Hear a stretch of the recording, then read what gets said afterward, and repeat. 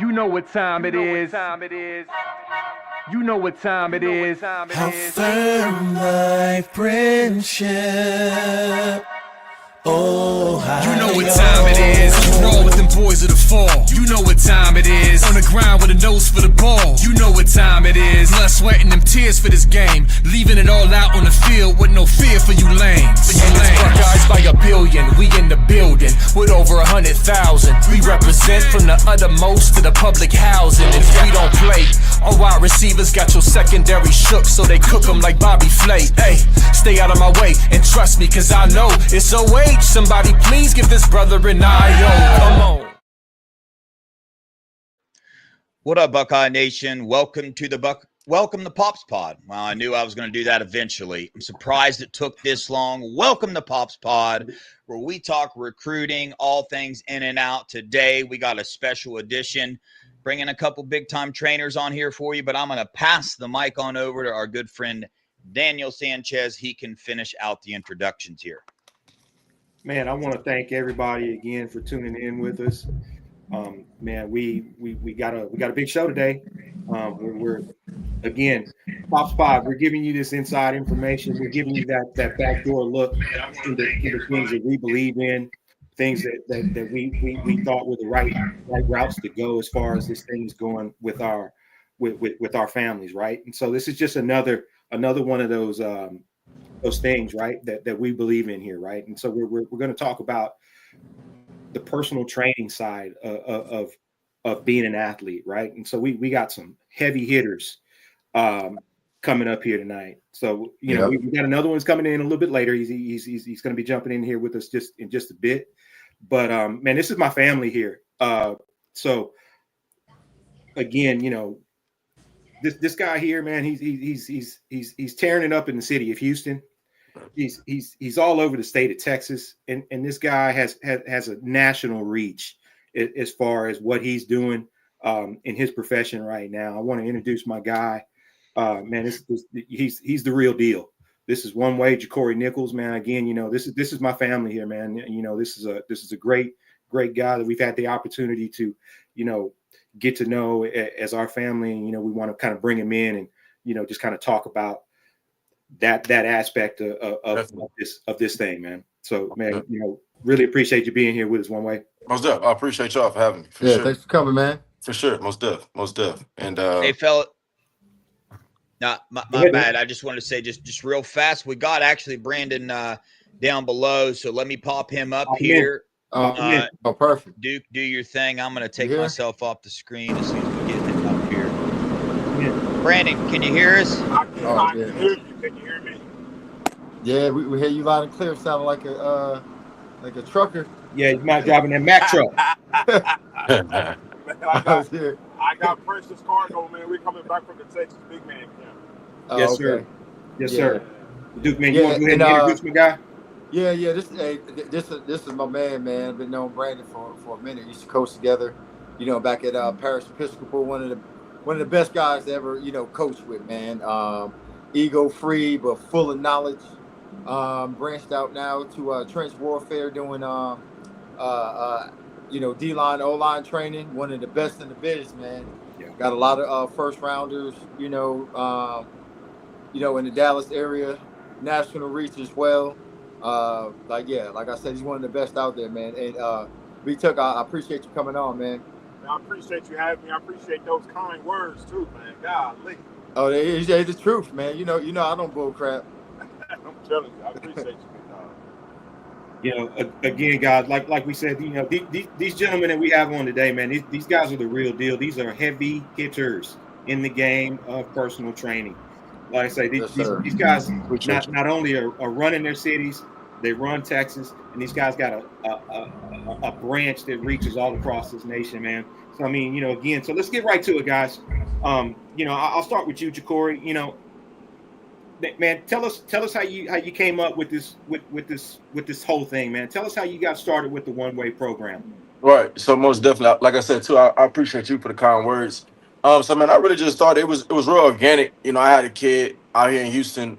He actually just got drafted this past year to the 49ers, Upton Stout.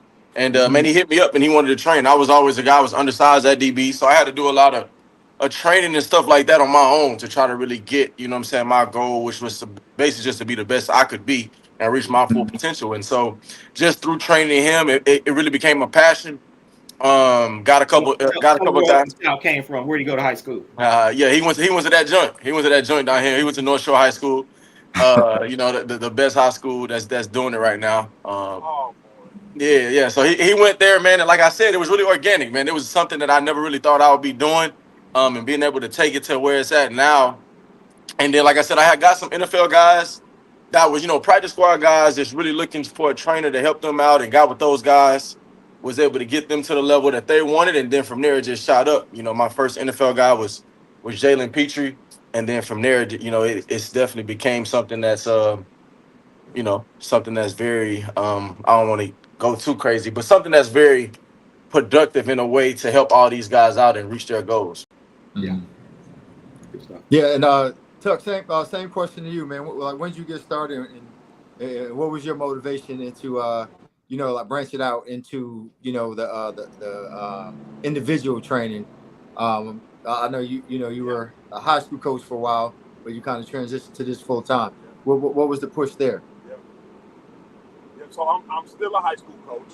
I'm over at First Baptist in Dallas, but I got my start. I got my start in training in youth football back in 2008, 2009. I was part of a youth football organization, and we just weren't very good up front. And so I decided to try to help bring the guys in the trenches along in the off season. Just really happened to be in the right place at the right time. Right. The football director for what was called API, it's now Exos now, was on the staff.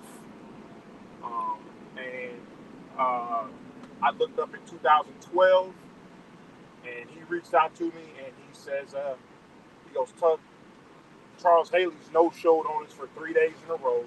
I need you to come do combine training, is what we called it back then. Come do combine training for me.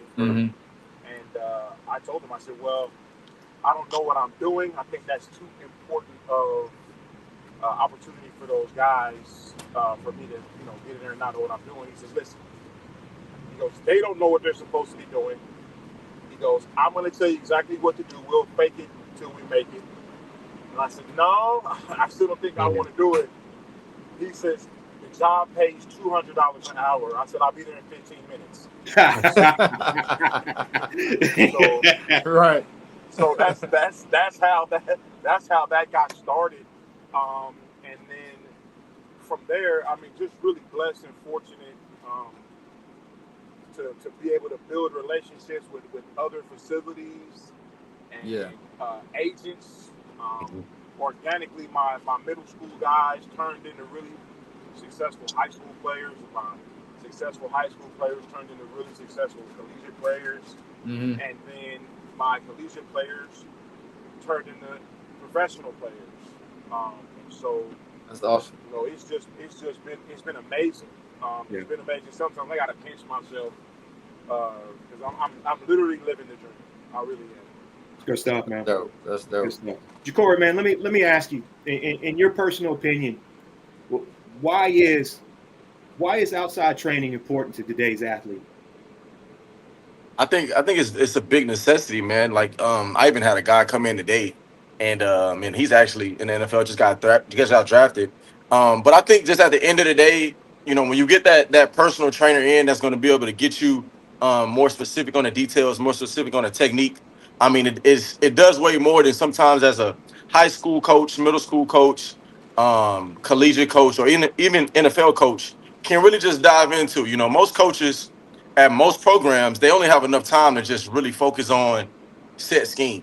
You know, once we actually get into diving into the small details that actually help your technique that fits into the scheme better, I think that's when you have, you know, guys like me and Brandon. I'm pretty sure you can vouch for that. That takes the details and really just get these guys to another level.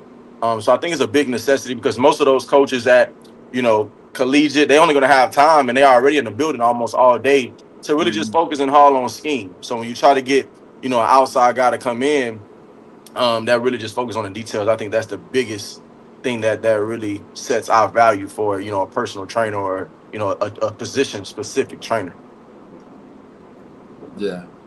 And to piggyback off of that, and Tuck, this is to you. How do you mesh, you know, what you're doing with what they're learning and being taught, you know, whether it's high school or college, you know, from their position coaches? Yeah. How do you navigate that relationship to where, you know, they're not, you know, offended because they're working with you? Yeah, so that's just it. There has to be a relationship there. You know, I'm a behind the scenes guy. My job is to make sure that my clients shine, and so I've got to have a relationship with high school coaches, and they have to understand that I'm there to supplement. I'm not there to do their job. I'm there to assist them in preparing their athletes to play. And you know, when I first started this, dude, and you know, man, it was a lot of high school coaches. They weren't very receptive to their clients. Yeah. Did we lose him? They might have lost him. Man, I kind of, as we get him back, man, I kind of want. Oh, there he is. You back? It's Okay. just a relationship deal, and at the collegiate level, it's the same. But that's a lot. That was a lot easier bridge to cross because of recruiting. Yeah. So if they're recruiting your guy, they want to get to know you, so they feel like they have an edge. And so it was a lot easier there. But man, it's all about relationships. To be able to pick up the phone and call and say, hey, you know, this is what I'm seeing. You know, what are you needing from client A? And you know, it's all about relationships, truly. Yeah. And I can imagine it's tougher. It's tougher for, you know, to have those relationships with the high school coaches, just because, you know, the unrealistic egos involved. Yeah. But it's definitely necessary.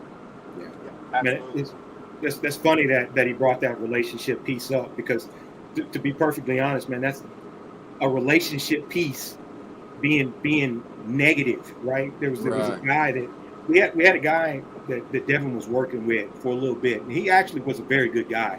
I liked him. He had, you know, NFL background, but he had business associates who had bad names out in the city, and in particular at North Shore. And to be perfectly honest, man, that's how we ran into my man Jacory. It was a bad relationship that pushed us into working with 1way.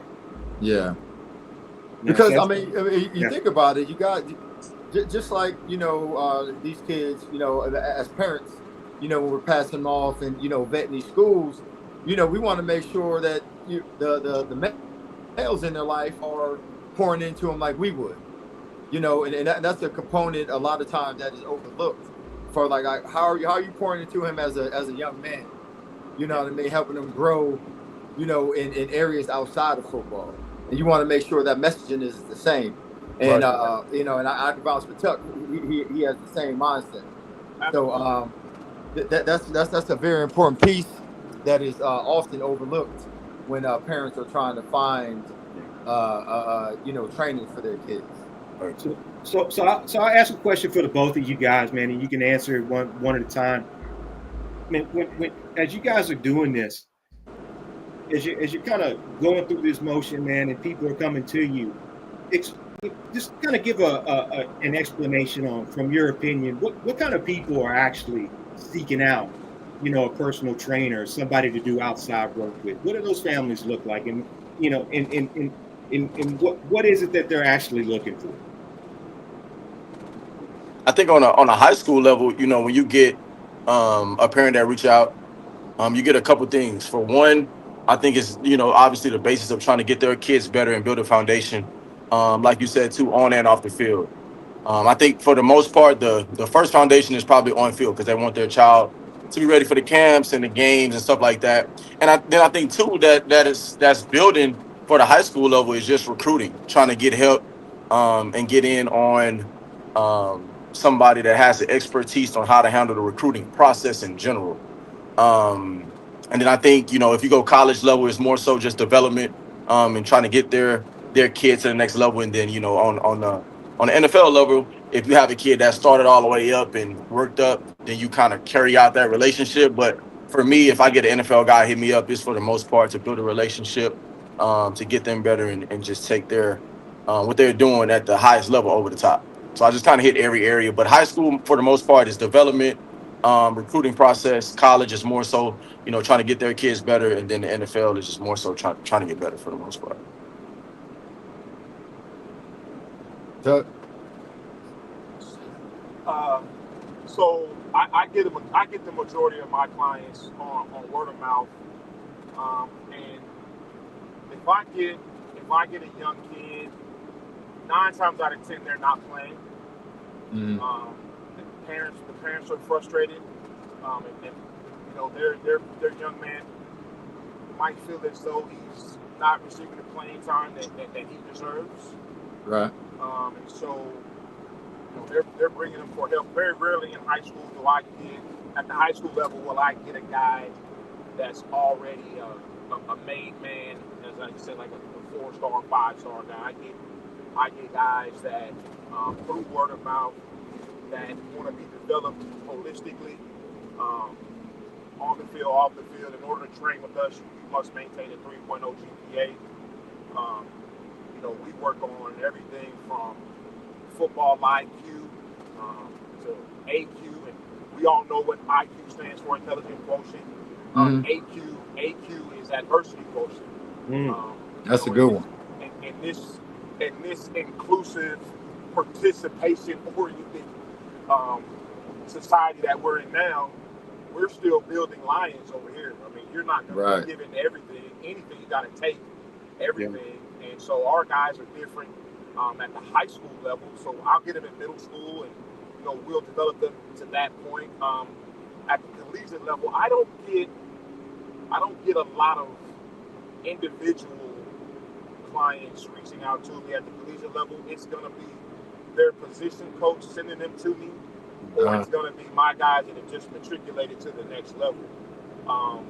At the NFL level, it's going to be the same thing. Their coach is sending them to me, or I have a client that's on the same team as they are, and those guys really like to work together, and so I'll get them that way.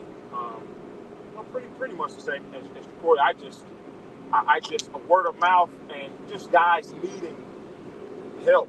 I mean, just reaching out for help. Sharpening them skills. Yeah. Let me ask you this: what? Like both of y'all can answer whenever. But what are your thoughts on like the trainer's pedigree, like their background? What makes you guys qualified to do this? You know where I'm. Okay, going with this. Like, I mean, you have a lot of dudes, man, that they see, successful trainers, and they may have played in high school, right?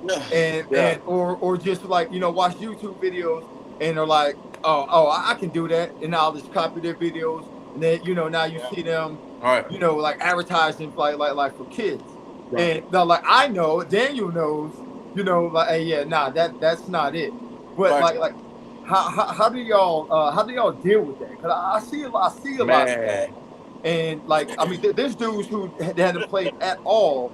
There's one guy that I'm thinking of, and he's a quarterback trainer that never played anywhere, and like kids are like flocking to this guy, and I'm like, what? Like, where's this coming from? But crazy, man. I think on my end, I really try to act like I don't see the shit. I'm my bad. See the stuff half the time. But man, it's really, I ain't gonna lie, at this point we at now, it's kind of getting bad. But like I said, I really try to put it like I really don't see it, and I just pray that you have those parents that really understand. Yeah. But like Daniel said too, if I really had to do a lot of learning, and I was an expertise even when I was playing.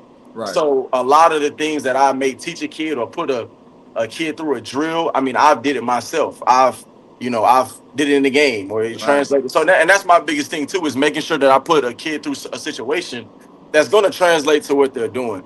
Mm-hmm. And so when I do see these videos and we're doing something that don't translate, I mean that kind of just stamps you as you don't know what you're doing or you never played. You know what I'm saying? And so Yeah. at the end of the day, like I said, man, there's a lot going on in the trainer industry that's watering it down a little bit, I can Yeah. say. But for the guys that do know at any position, when you see it, I mean, I'm gonna stamp you right now as you don't know what you're doing. You know what I'm Right. saying? And so, but one thing I can say too is a lot of college coaches, a lot of high school parents, and a lot of high school kids, and especially NFL guys, they know. And so when they see something like that, you know, if we knowing it, you know, if you know, you know. That's really what I say. So it's definitely a situation that's watering the industry down a little bit, but it's just kind of like it is what it is, man. I kind of just click over that shit and hurry up and scroll like I ain't even see it because Yeah. it's getting bad, man. It's getting bad Yeah. for sure. I'm different. I watch it. I watch it. and the reason why I watch it is kind of like what Jacory said. It is so non-transferable. Yeah. There is no certification Right. to be a position specific coach. Right. A couple of the most successful guys that are in the space with me, the main one never played defensive line. Wow. Okay. Now, he is a marketing genius on social media platforms. And so this generation of players, they've got FOMO, fear of missing out. Yeah. They want to be on someone's social media, dancing and doing all those niche things that don't translate to the field of play. Facts. And man, I watch it, and the reason why I watch it is because I'm like a barber fixing a bad haircut. I gotta know what they were doing so I can undo it. Right. Right. And so it's just the nature of the business in today's market. Anyone can be whoever they want to be on social media. Yeah. Hey, I saw it was I think it was yesterday or the day before. It was this guy. This dude had I don't know if I sent it to you either, but if I find it, I'm gonna send it to you. Like he had a stick in the fence talking about he's teaching a ghost ref.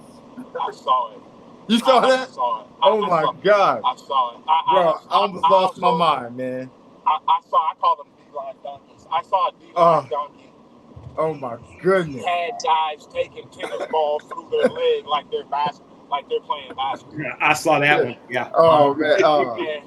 And I said, man, and so here see, I'm really an asshole in real life. And so if you're gonna do something, your production needs to be match. Yeah. Right. And so first of all, can I start at the middle school and kind of walk this thing up if that's okay? I don't want to take much time. Go ahead.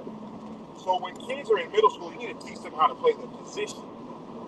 Right? Yep. Like Jacory said, they're coaches at the middle school level. Those are teachers that are getting an extra stipend to be out there to teach them to teach them a scheme. Yep. So at the middle school level, we're just really trying to get them to learn how to play the position regardless of what the position is. Right. Right. So once they get to high school, they're still going to be taught by their coaches at school, mainly schemes. But now what we're trying to do is get them plug and play ready. We want them to be recruitable prospects. And so we have to teach them the traits and characteristics that collegiate coaches are looking for in a player, regardless of the position. Okay? And so at the professional level now, they've already made it. Okay, so what that looks like a little bit different. But when you've got 300-pound interior linemen doing what I call the D-line box trot, and then you go look at their production, and guys have 4 sacks in their career, and they've been in the league for 6 years. That's not what's keeping you there. Right. what's keeping you there is your ability to stop the run. Right. Uh-huh. But what's happened is the run is not sexy. Okay? So Right. like Jacory, I'm Right. sure with DBs, especially corners, you're teaching them how to tackle, because I know at the highest level they're not blocking corners, they're blocking the safeties. Right. They want those darn corners trying to tackle backs. Coming in and fit. Exactly. Right? Corner's the only person that's not accounted for. That's 100%. And so guess what? That's what's keeping guys there. Yeah. Right? But that's not sexy to put on social media. Right. Right. And so 100%. it's just really frustrating, because the damage that's being done is you've got these younger players that want to do what the guys that have already made it are doing. Yeah. Yeah. Yeah, completely omitting the whole part of the game, pretty much. Yeah. Absolutely. Yeah. And I think one thing that I can attest to, and this is why why I put myself up there now, just because I was a younger guy training at one point, you know, and so the social media part is I wouldn't say it's a necessity, but it is what it is. It is. And when I first started, though, if you go back and look, I was that guy. And so I had to learn that, okay, if I really want to keep doing this and do it at a high level, not necessarily saying something has to change, but I have to grow. And so that was my growth. Yeah. Is actually taking something that, yes, granted, it looks very cute. It looks like it's fun to do. But if it's not providing my guys with production, then it doesn't matter. And so I think that's one thing that I had to grow and learn, just because I'm on the younger side of this stuff. Like, I only been doing this for 4 years. And so, though, I would say probably those first 2 years, maybe a year and a half, that was kind of what I was doing. Yeah. And now it's more so cleaning up the stuff that is actually going to translate and actually get you to be productive at the highest level. And so I'm definitely with you, Tuck. But I think now what guys not understanding is, if you want to do it, you got to actually do it and grow and learn from it. You know what I'm saying? Right. And a lot of guys that even come in and doing it, and that's fine. You may be young, you may not know what you're doing, but it has to be some type of growth. And that's what I see, especially through, you know, an NFL guy that's already kind of know the game per se. Right. Is, you know, a certain drills or certain stuff that you put them through, they'll be quick to ask, like, hey, Tuck, when I'm gonna use this? When is this gonna be? And if you can't give them the breakdown from it, you won't see them again. Nope. You know what I'm saying? And so I'm with you 1,000%. It's just, you know, guys just got to actually, you know, take a step back and watch a little bit more ball. And it all makes sense. But we definitely have a lot of internet trainers. Yeah.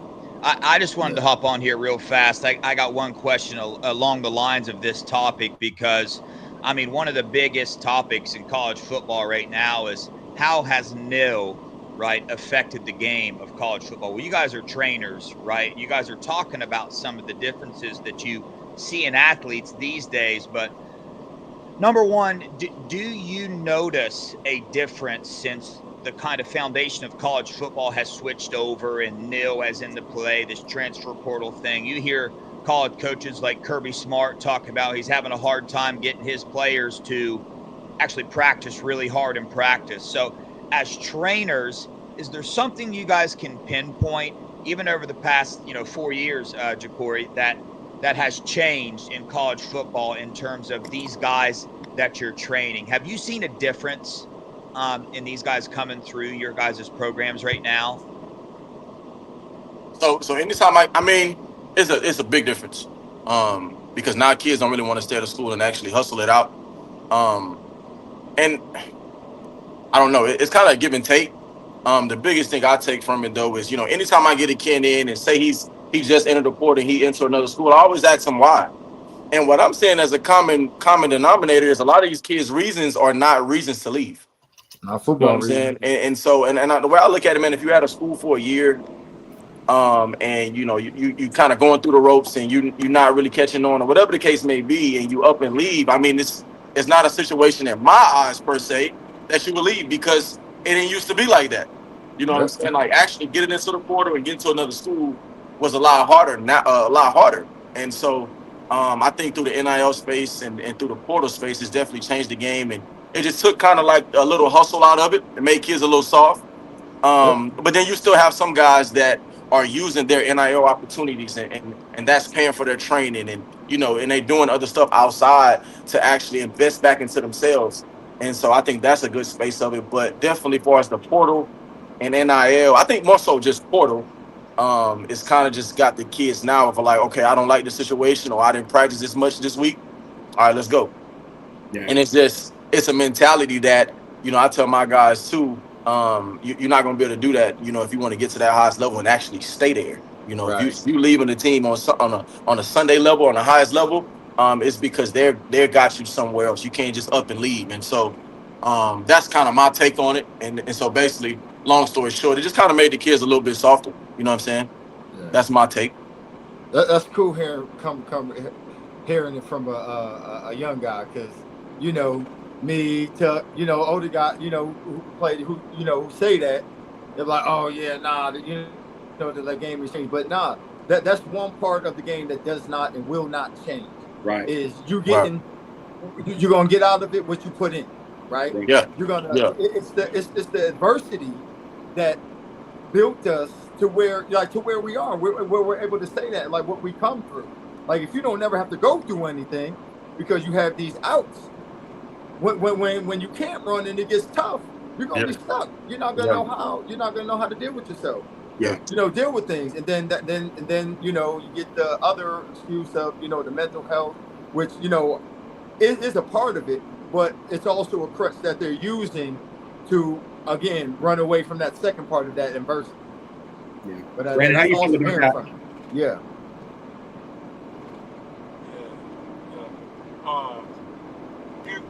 You want me to answer that question as well? Yes, sir. Yeah. So that man slide hard, didn't he? Yeah, because it's one of them. Because NIL was needed.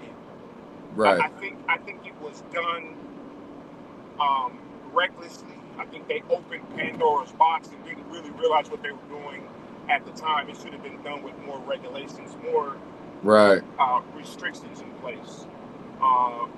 But in essence, what it has done is taken the power away from coaches at the collegiate level.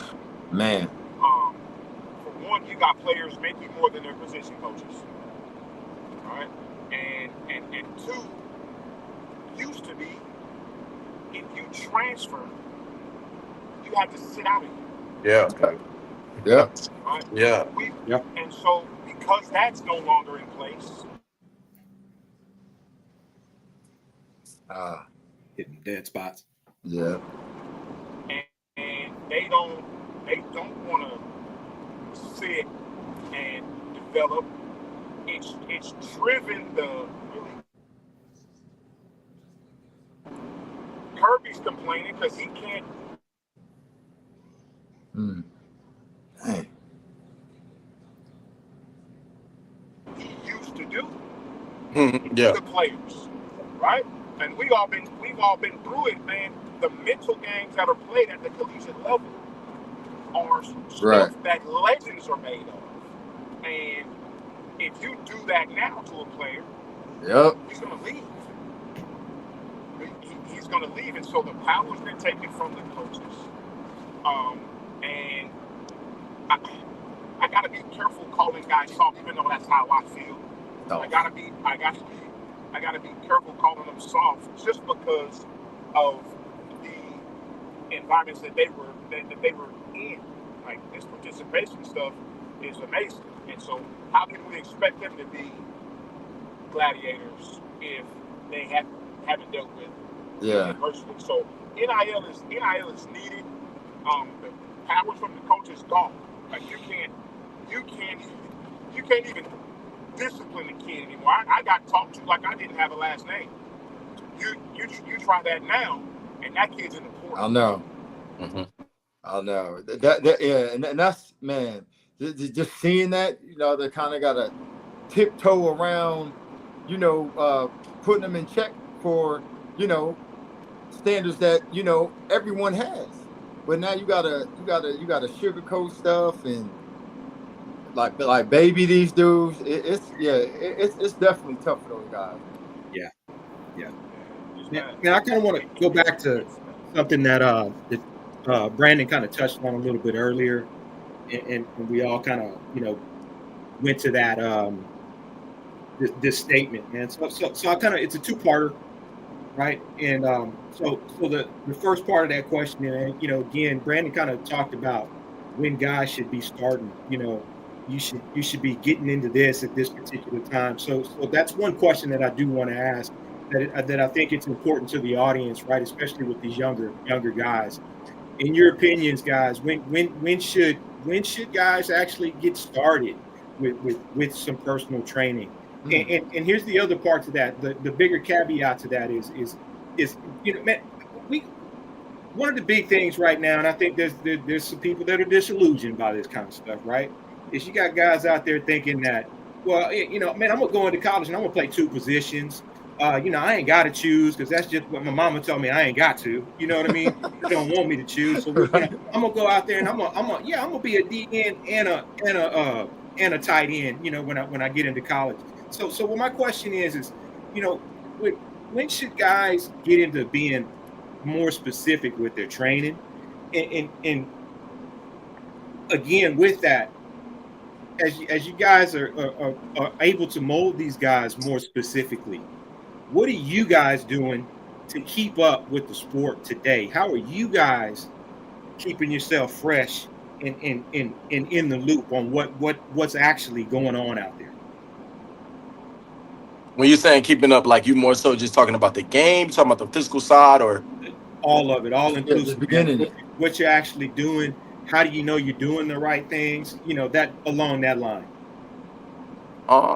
So I think I guess I would say, to answer like the second part of that question, I think on the physical side, I am a guy that's still, I'm younger, so I'm still, staying in shape, doing what I need to do, and still able to try to get myself to be able to keep my cleats on, as long as I can. Like I said, I haven't been in it too long, so I'm still having that passion to keep strapping them on. And so I still, do my cardio, do my lifting and stuff like that on the physical side. I think for us in game, I watch a lot of football.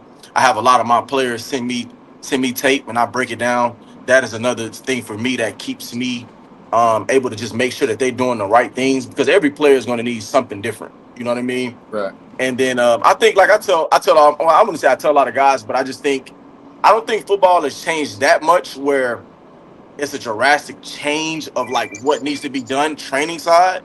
If you go back and you watch, like, it was funny as hell when Dion was talking about not T-stepping, but if you go pull up a clip of Dion, he T-stepping the game. And so it's a situation of just really not having a mode of like the game has changed so much that, a drill or something that I put the guys through has to be something crazy different. So that was kind of the second part, my second answer. Then I'm gonna let B Tuck answer, and then I'll come back and answer the first part. What? Give me the question again. He was asking when do you think is the ideal time for a kid to get into individualized training? Oh boy, that's on a case by case basis. For me, as long as the client can pay attention and retain the information, I'd like to have them out there. And I've had kids as young as 6 and 7 out there. Yeah. But because we're in the trenches, you can have a kid that at 9 or 10 is chunky and heavy, and then by the time he's 13, 14, leaned out. He's leaned out, and he's playing linebacker or safety or something like that. But the foundation that we gave him of being in the trench, the physical nature of playing down in the trench, it translates over to him. So I don't think there's a blanket answer that I can give as to when. I think it's kind of on a case by case basis. But at the same time, I don't want parents to waste their money. Right. Because if little Johnny decides, he doesn't even want to play football.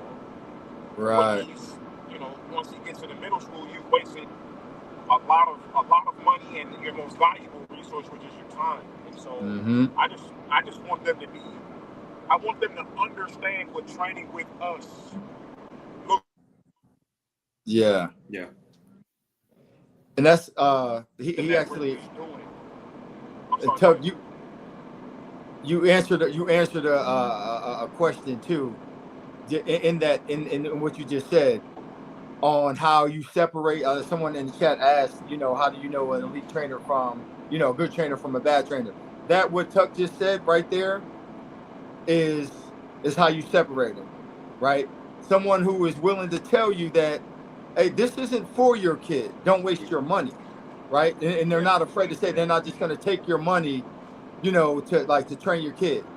And that's what you want from it. That's what you want from a trainer. And just real quick, to the age one. So when me and Tuck first started coaching together, a kid had just transferred in that he was training, and like what I saw when I was coming in, I was just getting started. I was coming in to do that, what he just did. Jernigan is who I'm talking about, Chuck. Yeah. This kid was a freshman, and had unbelievable technique that, I'm new to Texas. I had never seen a kid like coming in using his hands the way he was using his hand. It was unbelievable to me. I'm like, yeah, what I want to do. And then Tuck ended up having to be on the staff. And so like to his point, it's all in the aptitude of the kid that that you're training, like what he can take. And it was awesome to see a kid that young do those things that seniors and some college kids weren't even doing. Well, I wasn't even doing it at that age. We didn't know to do it. That's why. That's true. Right. That is true. But it's also the limitations that they some unqualified people put on kids, right? And teachers do it in the classroom, right?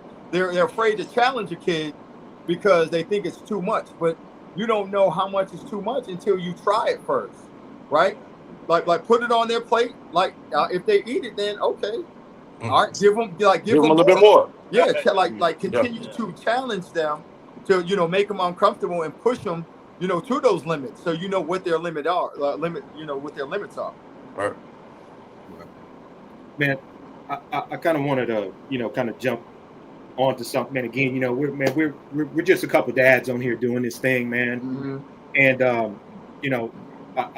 I talk to my wife about this stuff sometimes, man. I kind of look at this thing as kind of like a little therapy, as far as I'm concerned, man. So I want to kind of come on this thing, man, and kind of talk to my guy here for a hot second, man, and kind of bridge into the next kind of piece that we're going to go to, man.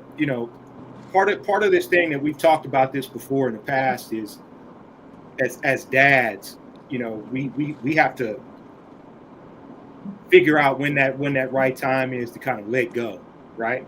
and man, my guy right here is, again, I'm just gonna come out and say it. This guy, this is why I consider him family, right? Because he's been a huge part for me as far as my process. Because I'm just, I'll say it. I've been Devin's coach since he was the little guy, right? Mm-hmm. And I always knew that time was going to come when I had to let go, right? And Jacory was a bridge that we used as far as preparing me, for Devin being gone to college, right? So Jacory was that bridge for us, man. And so I want to express my gratitude to him right now, in front of everybody, just for him doing that for me, being that positive guy, being that sounding board for me, being that echo piece for me, right? Not staying down the path and doing what he wanted to do, but continuing the process that I wanted to do, right? And so talk about, the relationships that you build with these families, these athletes, and how important it is, man, to be that sounding board piece for fathers or mothers, however that goes, and knowing that you're impacting that family in a positive way, and you're doing exactly what they're asking you to do, man. But you are taking care of that business and you're helping that guy move on to the next level. I think for me, man, and I appreciate you 1,000%. Even letting me step inside and get with Devin was definitely a big blessing. But I think for me, man, like that's why I keep able to elevate is just because I don't look at this thing as just coming in. We're gonna put a kid through drills, because the way I look at it too, man, the on the field stuff at the level I'm at now, that's the easy part. That's something that I can do night and day, every day, 7 days out the week. Wake up and do it with no questions. And I think my challenge was diving in as a younger guy and understanding that relationships are way more key than just drills. And I think, and like I said, as a younger guy, when you look at it in a narrow lens, the drills is really what pops. The Instagram and the Twitter and all that stuff is a thing that is going to get you instant gratitude. But when you actually look at it in a full lens and say, hey, man, I want to actually build with this kid, this family, and make sure and have them feel that I'm the best, individual on and off the field for their kid, is a whole nother level of training. You know what I'm saying? That's a lot of things that a lot of trainers don't really understand is that if you really want to elevate and do this thing at a high level, you have to put yourself aside a little bit and say, you know what, I want to take advantage of relationships. And that's just, when I look at it, it's with parents, it's with coaches, it's with, college coaches, NFL coaches, even my NFL players. I mean, it's not something that you come and train and then after that, I won't talk to you again until you come back and train. Right. I'm talking to you through the season. I'm talking to you, send me clips. I'm calling you, making sure you good, making sure your mental is straight. And so I think that's just for me something that I had to realize that it's going to take you a lot further than just getting out there and doing drills, because that's the easy thing for me. And so like I said, I appreciate you and I appreciate everyone that's able to let me come in, because we have a lot of parents too that don't even want that side of it. They rather just keep it drills and we're gonna do this and okay, cool. Appreciate you, we're going. And so that's just kind of how I look at it. And I got that perspective really just dealing with different families, dealing with different kids, because everybody's different. You know what I mean? And even the way I coach and I train everybody different, because you got to take kids for what they are and you have to mold them into what you're trying to get them to do. And so that's just, I don't know if I answered that correctly, but that's just how I look at it on my side. No, man, it's a good answer, man. Yeah, no, you did. That's a great answer. Yeah, that's good stuff. Hey, those were long stem roses, Sue, by the way. Those were not carnations he gave you. That was a deal. Sure, yeah, man. Yeah. For me with that piece, and I've got two. I got two. Both my boys are in college right now. And I learned very, very quickly with me coaching that I needed to be dad. They didn't because football is so difficult if you're doing it the right way, especially when they're young. I need to be able to hug and reassure these kids after they just got put through the ringer on the field. And so I learned really, really quickly that I need to just be dad. Let me keep my dad hat on and let these kids go through this gauntlet with their coaches that I trust, and just kind of stay in my lane. So I've got a linebacker that I've never trained. I never trained. I got a receiver that I don't know how to train. and so both of them have been collegiate All-Americans, and they have been exposed to some tremendous resources because of my relationships. But I just knew early on, man, because I tried it for a year, and you saw the relationship start to deteriorate because you get in the car, they had a crazy practice, and you still wanted to talk about it, and they're not, and I didn't the resentment, I had to step away early. And then with the clients, when someone trusts me with their son to develop them, I take it as a huge responsibility, and so the relationship has to be there. All right, baby, y'all be good. The relationship has to be there, especially now because the landscape is so polluted. I mean, it's at the grassroots level now with NIL. It was just passed this week that they can start to negotiate deals. And if they're 17 years old, that's going to get taken advantage of. You've got sharks in the water. I mean, You do, man. And so if you, I have to kind of be their shield in that. Yep. All right, baby, good stuff. I have to be their shield in that, and it's something that we don't advertise. It's something that we don't talk about a lot outside of the training program.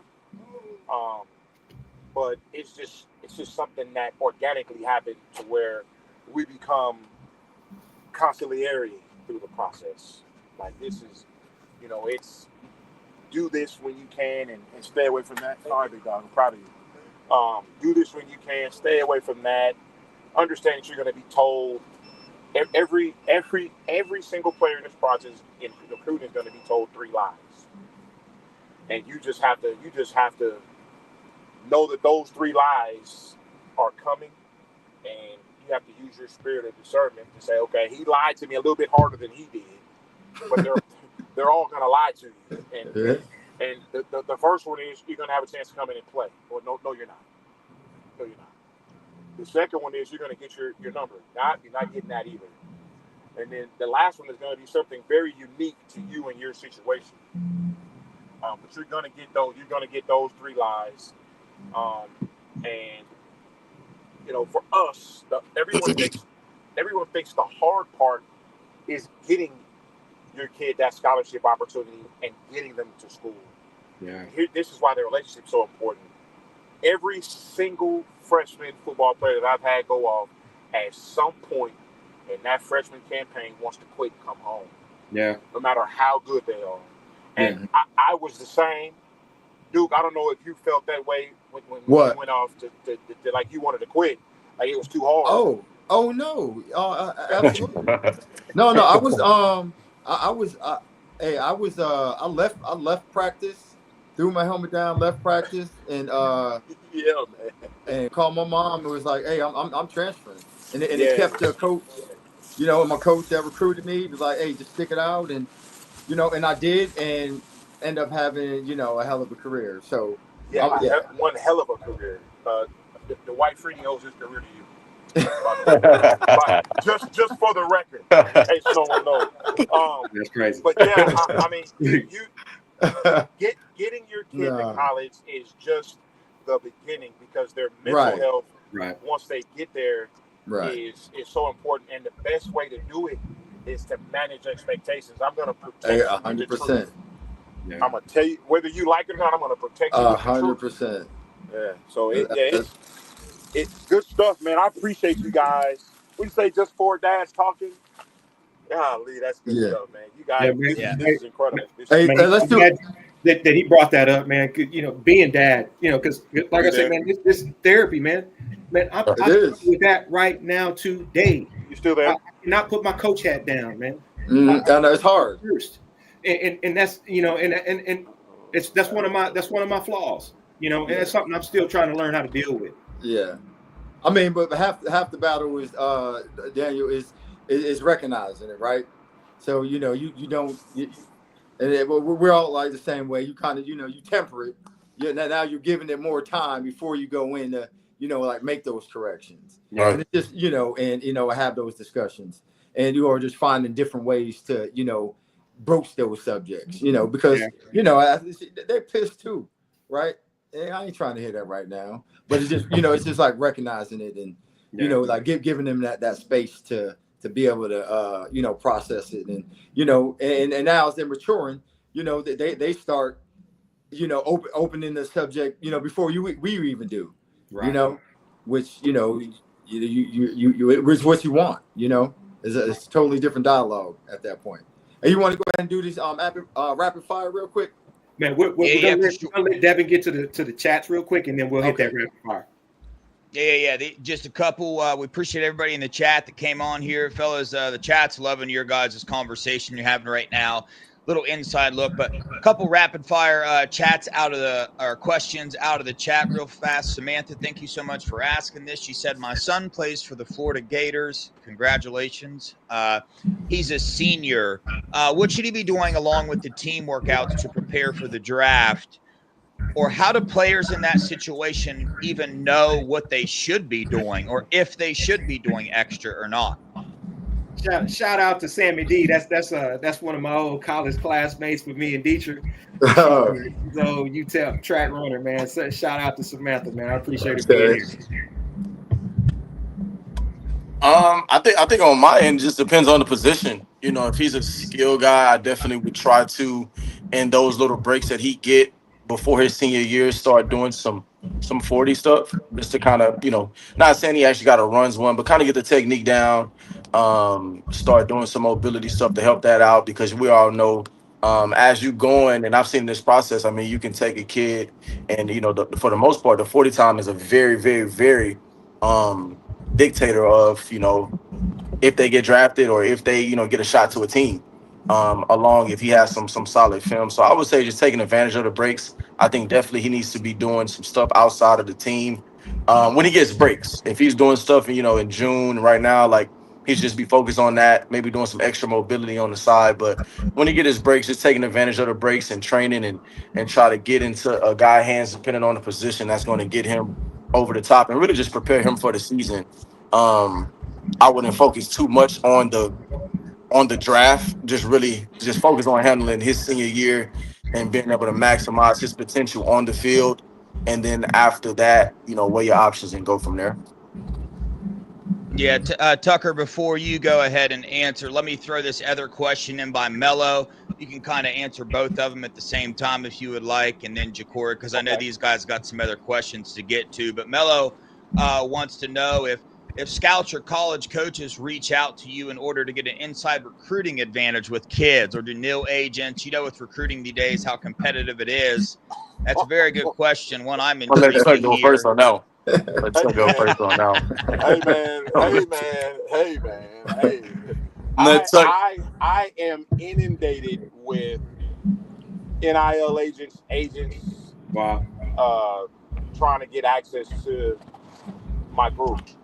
Wow. It is the Wild Wild West. Definitely is. Definitely. So absolutely. I mean, yeah, it comes fast and furious. As it relates to that, with the college senior, Jacory said it best, man. Just focus on the season that's in front of you. Some decisions are going to be needed to be made in the next 6 months, but as long as he takes care of business on the field, everything else will work itself out. So if he's not already seen an outside position coach at this point, then my suggestion would be not to, because we don't need any wholesale changes made to this young man's game at this point. And so just focus on the season, continue to do what you've been doing. You can go to your NFL liaison at Florida. Go talk to Joe Hamilton. Go talk to somebody. They can tell you what your grade is, where they see you falling, and after you do that, just focus on what you can control, man. It is going to be here really, really fast, but just keep working hard and doing what you're doing. In October, you need to probably have a decision made as to who you're going to go with as an agent. And they're going to assist you in facilities and everything else that comes along with that. But Jacory said it best, man. Just you gotta have a great season. Yeah, it all starts there. Yeah. I'm sorry. I didn't get the second. The second question was what now? I answered it, didn't I? No, you answered it. Yeah, man. Yeah. The Wild Wild West. The rest of the questions from the chat, you guys pretty much answered already just throughout your conversand. So that's all we had in the chat. Right. So Daniel, Duke, whatever you guys got planned next. All right, man. So we like to end things up here. As we kind of get ready to wrap this thing up, man, with a little segment we kind of started a couple weeks back with another guest, but it didn't go quite as smooth. But we're gonna keep these things to ball, and we rapid fire questions. This is called off the top, man. So we just kind of want you guys to just spit these answers off the top. We're not gonna put you in a bad spot, but we just trying to see where your thoughts are, guys. So we'll start with Jacory. Okay. Yeah. Let's do it. T-step or motor? Motor. Bull rush or speed rush? Speed rush. Corey. Press man off man. Press man. Over or under front? Over. Jacory. 1 high, 2 high. 1 high. 1 high. 1 high. Woo. 1 high. Okay. Pass rush or play to run? Run. Sheesh. Like that. Prime or champ? What was the question? Oh, what player? Champ Bailey or Deion Prime. Sanders? Prime or champ? Yeah, That's you. me? That's you. That's That's Jacory. That's Jacory. That's me? Yeah. I'm I going. got one for you. I'm going prime, man. I'm going. Hey, so Chuck, the original question was Reggie or Bruce, but I'm like, nah, I'm gonna give you a hard one. Okay. Hey, Aaron Donald or John Randall? Ooh. Duke Pettijohn. Shout out. No. No. Aaron Donald or John Randall?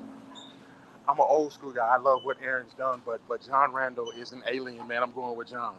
Oh. Woo. Okay, cool. Jacory, who's the guy you work with?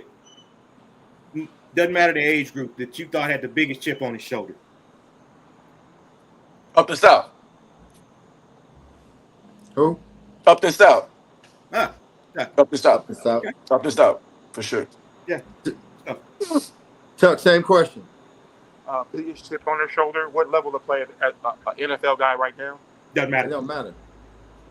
good. Kyron Haywood.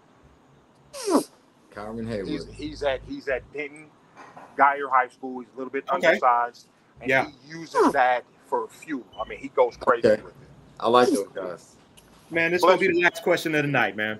And this is to both of you gentlemen. Should Travis Hunter play receiver or corner? Corner. That ain't even no. I mean, and I can give you the if I had to break it down, I would actually give you like what I think just he would be better at in general and help the Jags out for the most part firsthand. But I'm gonna go corner. I'm gonna keep it slight. I'm going corner. Good stuff. Yeah. Tuck. Corner.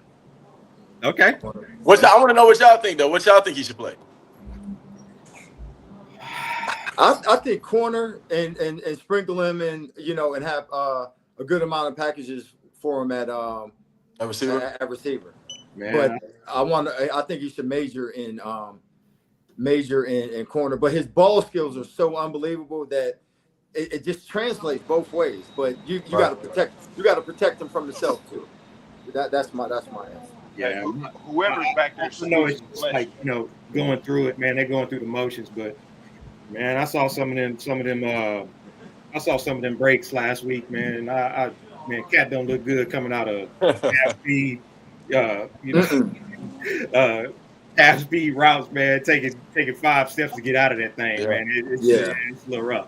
Thanks. I think, like you say, too, the ball skills is just that's him. You know what I mean? That's his best attribute. It's just being able to at corner or receiver, being able to go up and attack the ball. So that's just I feel like corner is his best suit right now. Hey, I like that little rapid fire. I got one more, man, and we'll wrap this thing up. This is an Ohio State show, so I need to know season opener, Texas or Ohio State. Oh, who's boy. it gonna be? Oh boy, Tuck, what you got? Texas. Okay. Hey, be honest. Yeah. That's fine. Be honest. Yeah, new quarterback. You guys, Ohio State is always going to be good. I just think Texas is going to have too much offensively. For them. Yeah. Okay. I like the honesty. I like the let honesty. me book. I'm gonna bookmark this. Yeah. Bookmark this. All right. Like this one is. And I want you to watch it with me. No disrespect to Riley. Listen, it's about the ball at the end of the day. Ain't nothing to do. But I appreciate that. But I'm bookmarking this. All right, but Duke, you got to answer that question too. Ohio State, Texas, who's it going to be? Oh, Ohio State. Okay. And that's off of the football. Yeah. All right, Jacory. Yeah, I'm going Ohio State. I'm going to those states. I'm going to guys, man. I'm going to those states. I'm going to the Yeah. guys. I'm going to the guys. Yeah. And look, respectfully, I got kids at Texas and Ohio State, but I'm gonna go to those states. Same here. Riley got teammates down there. I tell his dad the same thing. Yeah. Well, fellas, you saw Daniel's answer there, dude. This has been a heck of a show, man. Daniel, Duke, you guys got any closing statements? And I'll get this thing wrapped up, and we'll shut her down. Go ahead, Duke. Nah, I appreciate you guys coming on, man. It's awesome because it just goes all in line with what Daniel and I are talking about.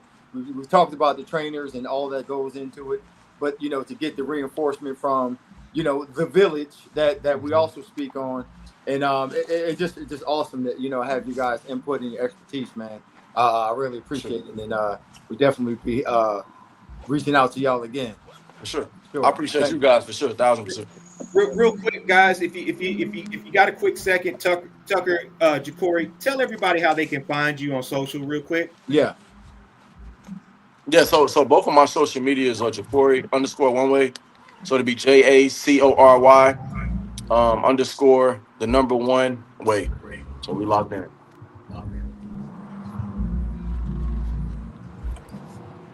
Tuck say he ain't doing the social media.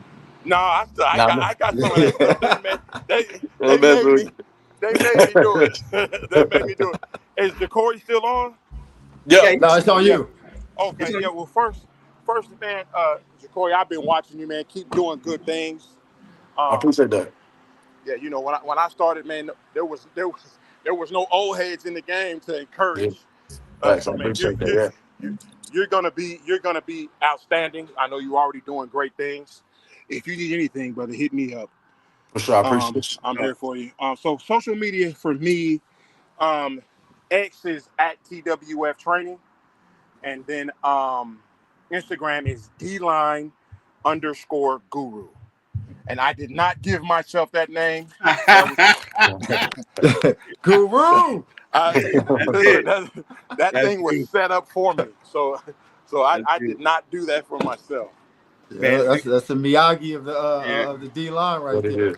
Man, again, guys, man, I really want to, express my appreciation to you gentlemen taking the time out on a Friday night, man, to do this with us, man. You guys could be doing anything. You guys could be out making money, but you're here doing this, man, and we giving this game for free. And man, we really appreciate you guys. And I just want to let everybody know, man, we're going to be back in 2 more weeks. We're going to have another great show for you. We're going to have another panel. We're going to do the first time. We're going to have a group of ladies on this show. In 2 weeks, we're going to do a show that's going to report on mid-year moms. We're going to have a couple moms from around the country that we know.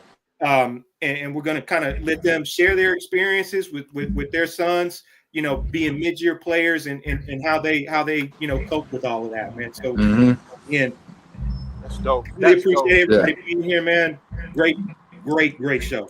Thank you. Thank you guys. Thanks for having us. Chat, we appreciate you guys watching. Don't forget to hit that like button on your way out. But as I said, we're on a high stakes show, so I got to end this the right way. We love you guys. We appreciate you guys. Go Buckeyes. OH. IO.